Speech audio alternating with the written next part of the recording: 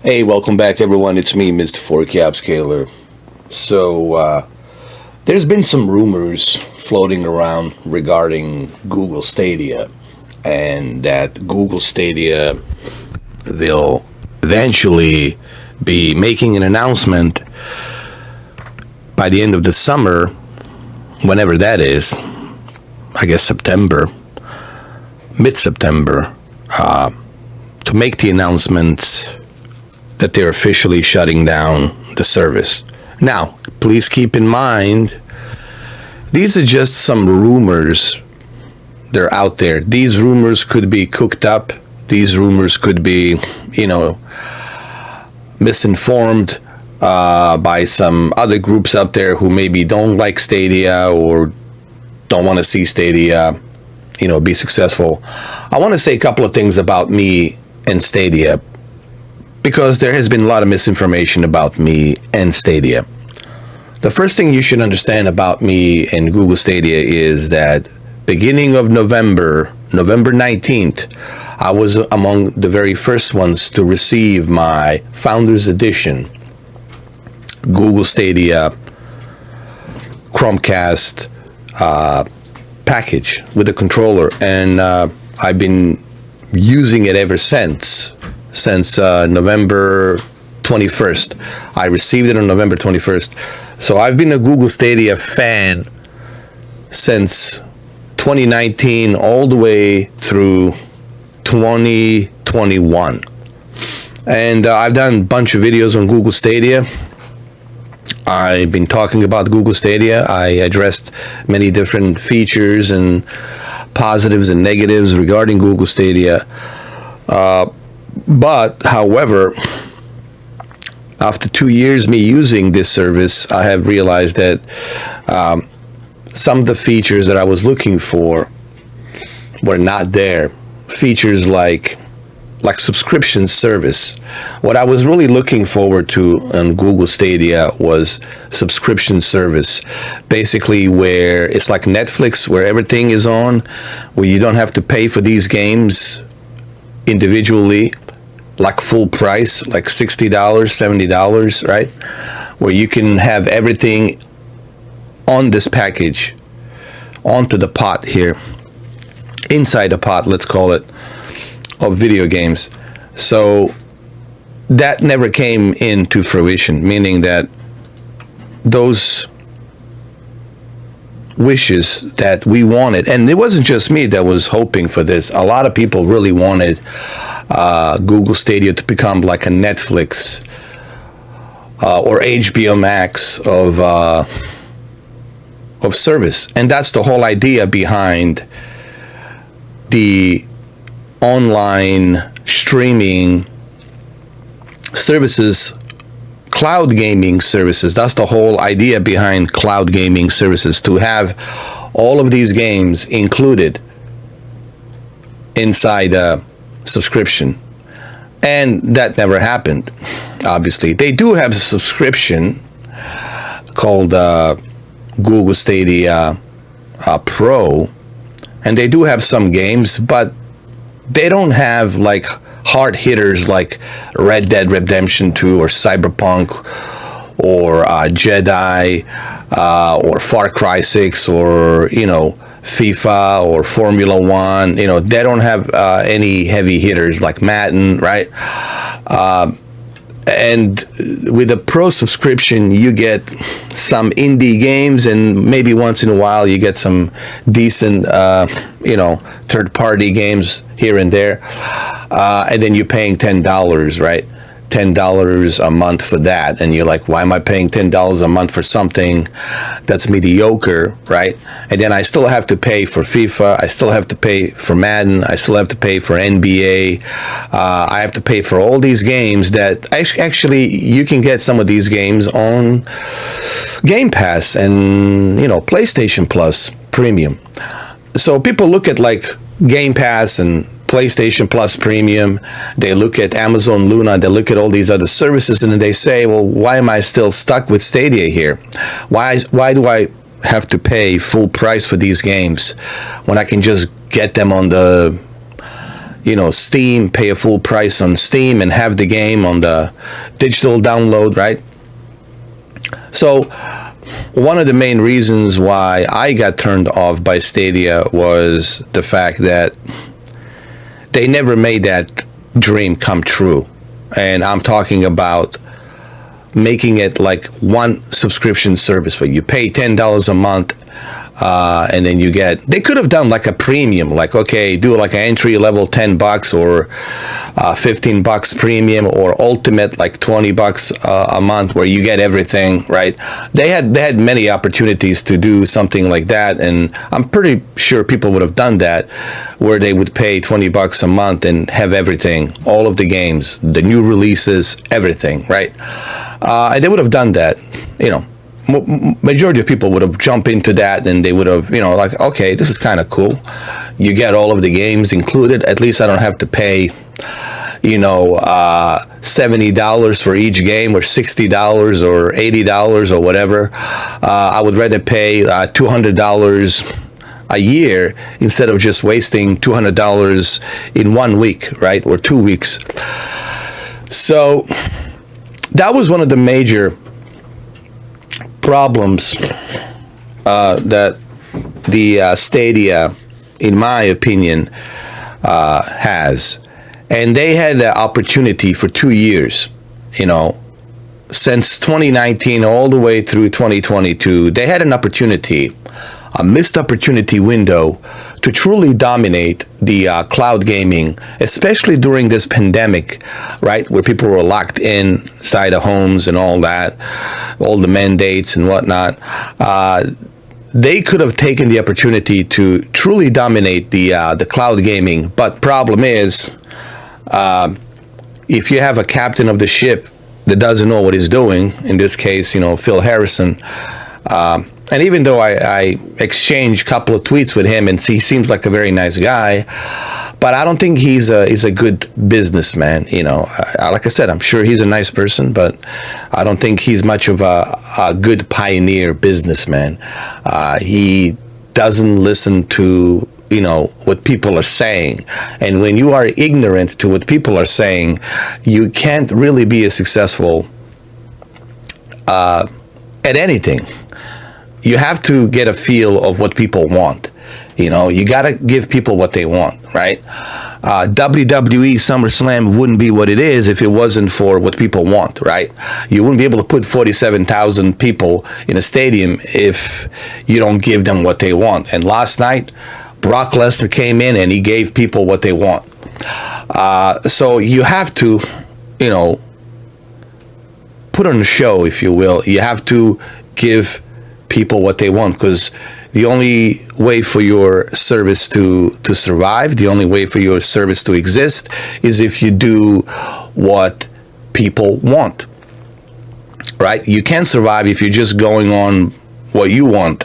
That's not how it works. That's how majority of these companies fails, and they fail because they don't listen to the public. They don't listen to what people want. We've seen that with the movies. We've seen that with the TV shows. We've seen that with a lot of different things. When you don't listen to the public, well, public opinion matters, especially when it comes to businesses like this. And I felt that Google never really listened to any of us. I tried, man, for 2 years. I've been, I made so many videos about Google Stadia. I've done so many videos and done so many live streams about Stadia, and there came the point after 2 years where I said, it's hard for me to defend this company. They cut down on the first party studio games. People are jumping the ship. Very important people left. So what's going to happen to this, to this ship? This looks like an abandoned ship to me, Like, what am I doing on this ship? And I still have, the reason I'm telling you this, because before you start judging me, before you start pointing fingers at me, I want you to understand that I've been the biggest supporter of Stadia, okay?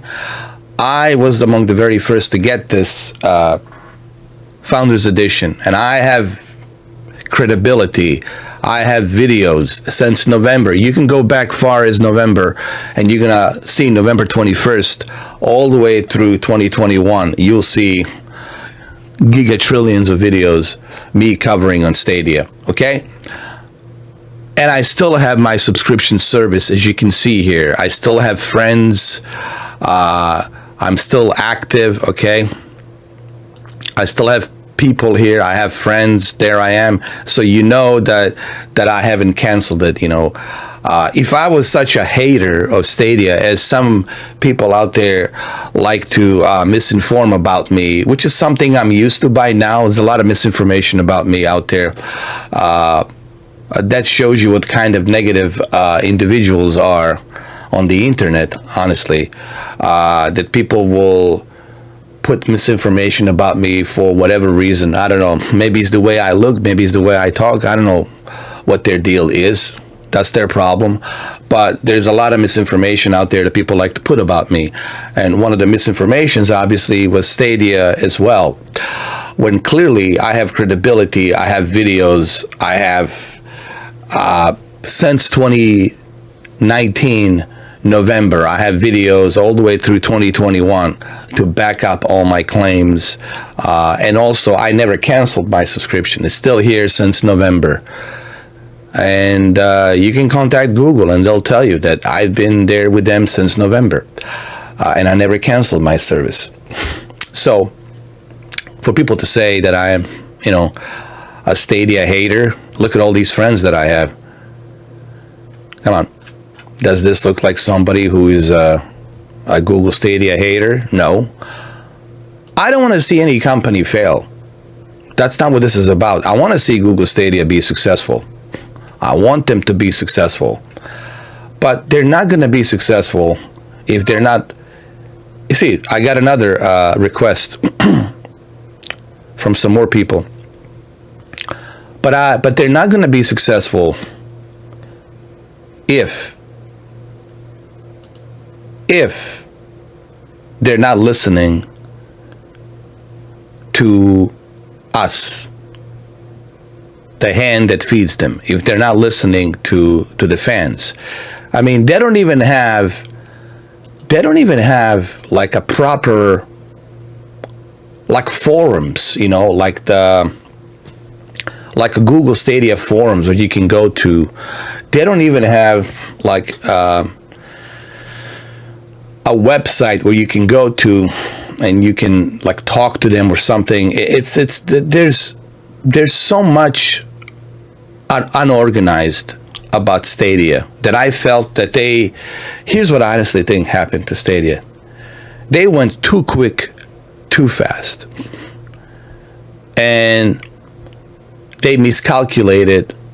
They went too quick, too fast, miscalculated. And one of the biggest mistakes they made is they didn't listen. They didn't listen to fans, you know. They didn't listen. Because if they did listen, well, they wouldn't be in this situation, obviously. They wouldn't be in this situation that they're in right now. How do we know that they're not doing well? Well, how many studios are talking about Stadia? How many third-party studios are jumping in on Stadia? How many? You don't see that many, you know. So you have to think about that. Let's look at their stores, see what they have. How many studios are... Well, this is just the indie games, like Wavetail, a bunch of indie games that you can get on the phone or Apple, whatever.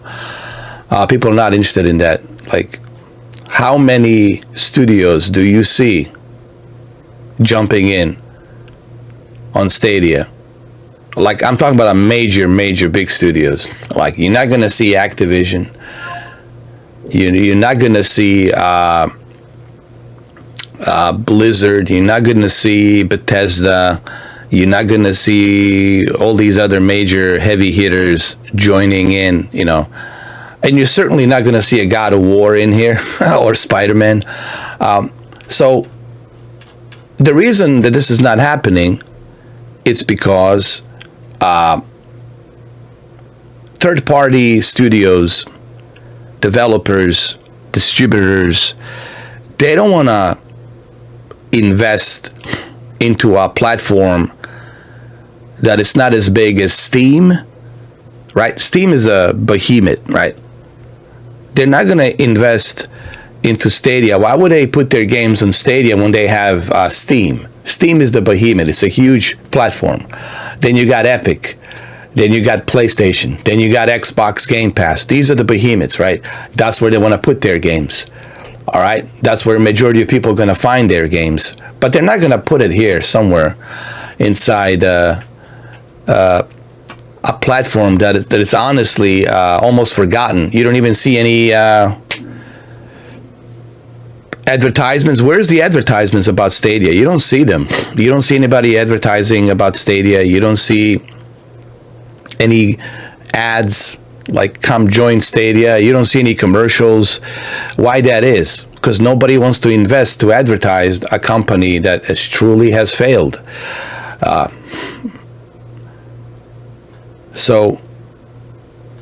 They got a Fast and the Furious Spy Racers. Maybe I should check this out.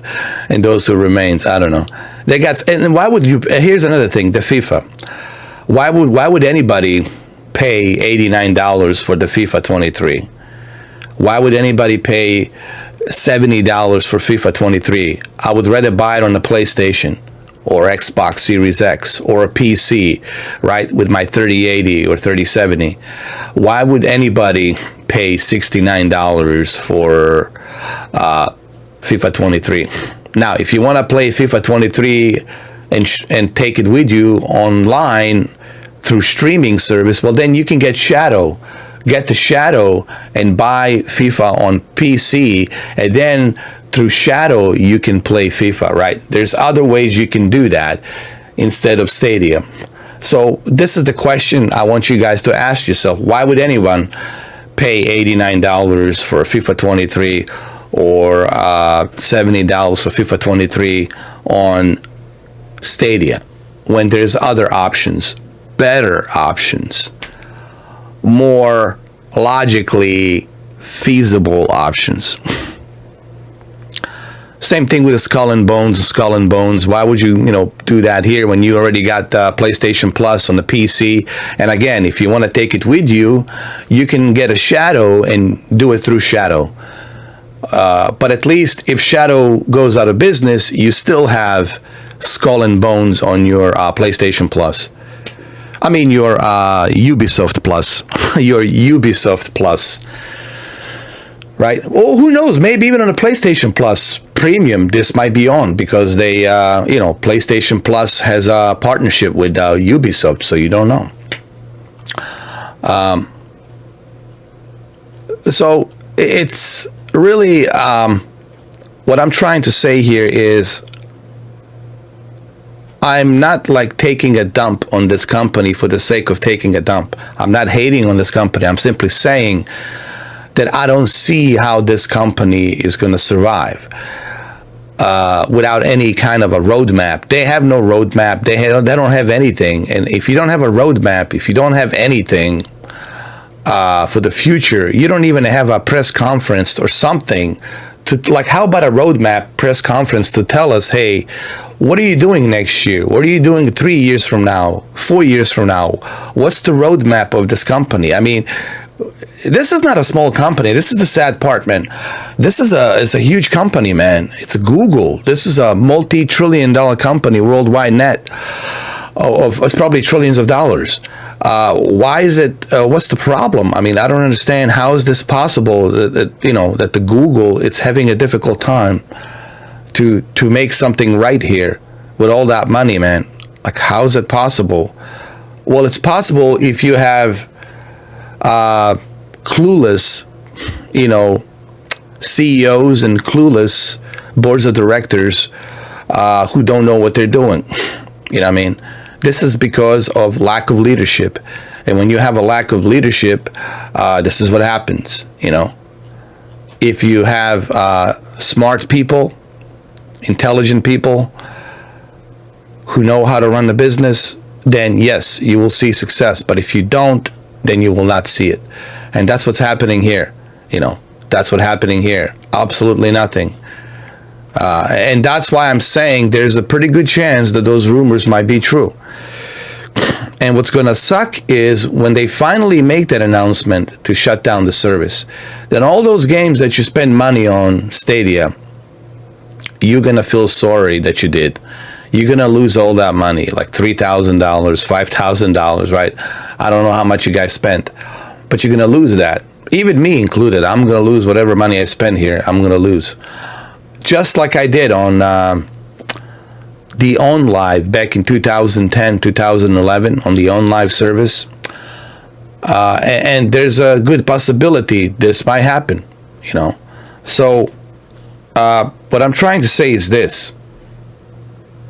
I don't want to see Stadia fail.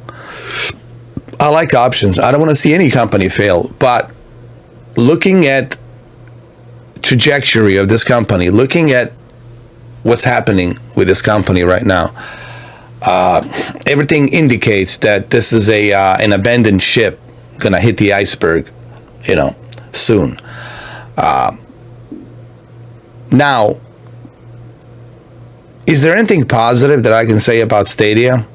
Well, the one positive that came out of Stadia, to me, it was the future-proof technology that have demonstrated the technology of cloud gaming works. So one thing that came out of Stadia to me was the future-proof evidence that cloud gaming technology works, and it's going to be the future. There's no question about that, cloud gaming is going to be the future. For many reasons, it's going to be the future. And I think Stadia proved to us that's going to be the future. One of the reasons is, of course, the fact that storage space, it's really a problem these days. When you look at these games like Flight Simulator, 140 gigabytes, 160 gigabytes, and that's without all the add-ons and planes and scenery, right? Then you look at Call of Duty, 260 gigabytes to 300 gigabytes. One Call of Duty, you look at the Battlefield, 150 gigabytes. You look at all these other games, 90 gigabytes. Grand Theft Auto 5, 120 gigabytes. You look at the Red Dead Redemption, 98 gigabytes. You look at, I mean, this is a big chunk of your hard drive, right? Not to mention all the updates and DLCs and add-ons and all that other extra jazz. So that's the big issue. That's the big problem right now, is the hard drive space. I'm having that issue right now on my PC. And these hard drive, these solid state drives are super expensive, as you know. Even mechanical hard drives are also expensive as well. And that's a lot of money you're going to spend on just the hard drives alone. On the solid state drives alone, you're going to spend a lot of money just on that, and that's going to cost you a lot of money. Okay, you have to think about that. On top of buying the graphics cards and building a PC, etc., on top of buying these consoles, which are still expensive, it's all going to cost you money. So, not to mention the fact that buying a new console is very difficult these days because of everyone's scalping.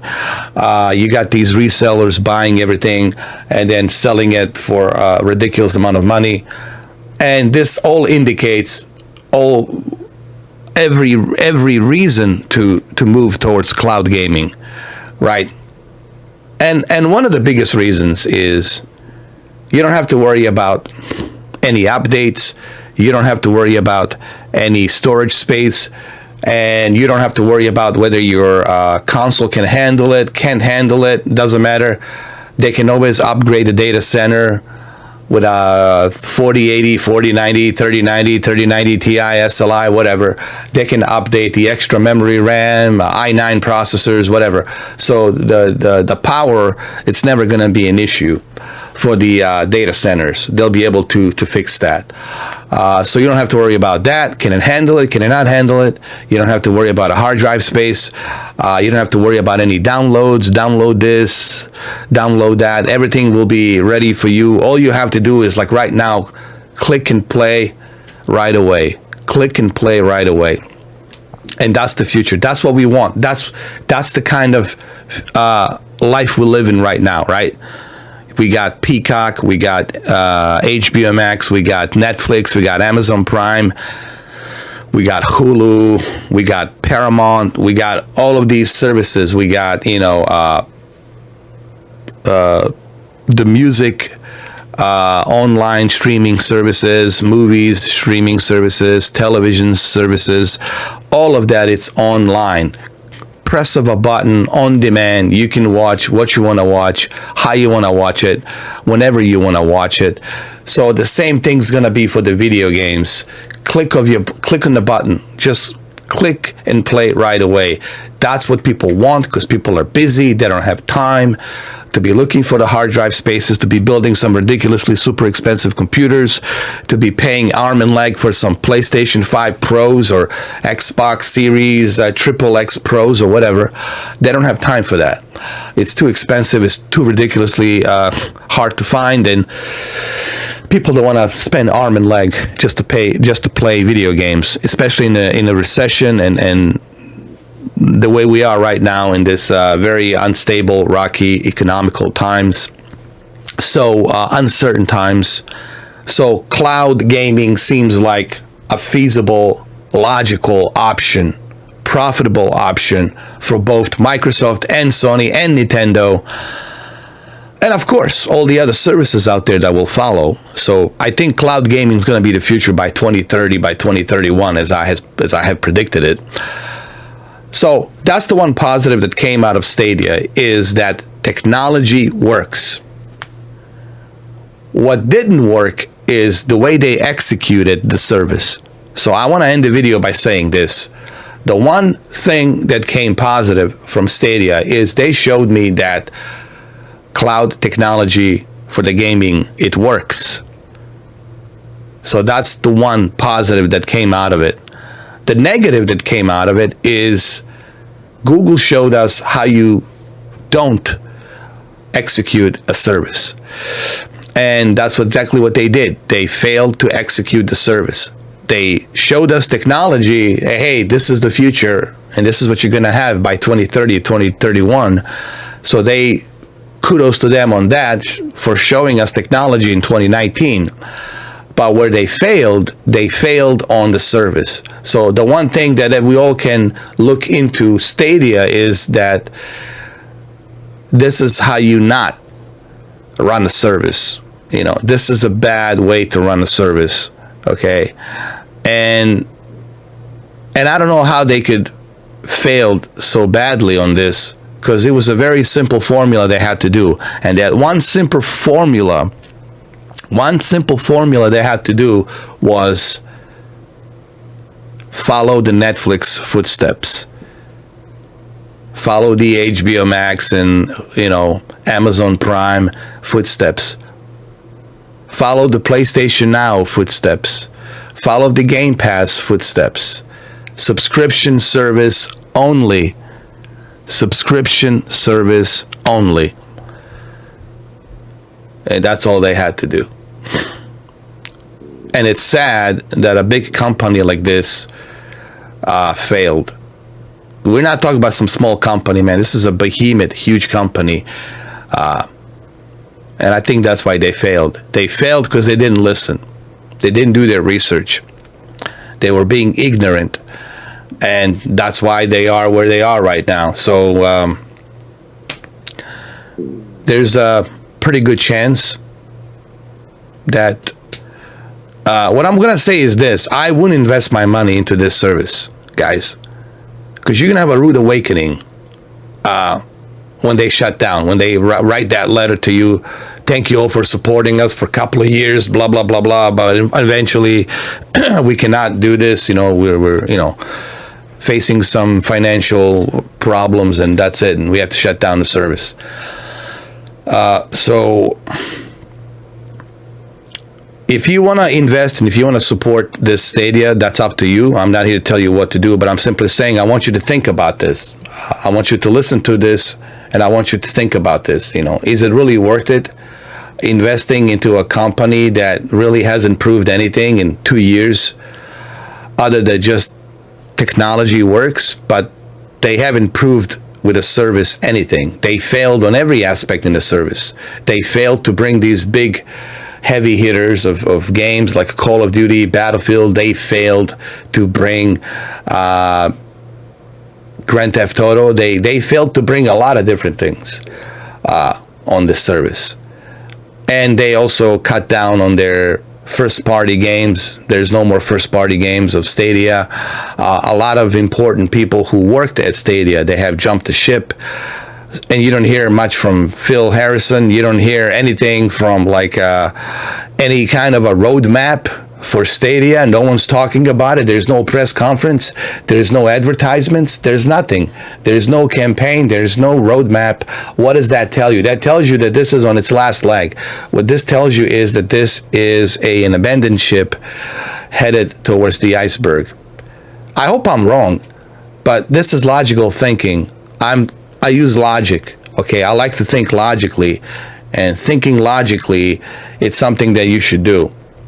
So, and that's how I feel about Stadia. But I'm not a Stadia hater. Please do not put me out there, do not classify me out there as some kind of a Stadia hater, because I'm not, clearly. So there you have it. I hope that this video, this long video, gives you my perspective and my observation on how I feel about Stadia and my history with Stadia, okay? And hopefully this gives you some idea whether or not you should invest on Stadia, okay? I'm not here to tell you what to do. I'm just here to give you my observation on it, my experience on it, and what I think about it. Well, there you have it. I hope you enjoyed the video. Thank you very much. Cheers.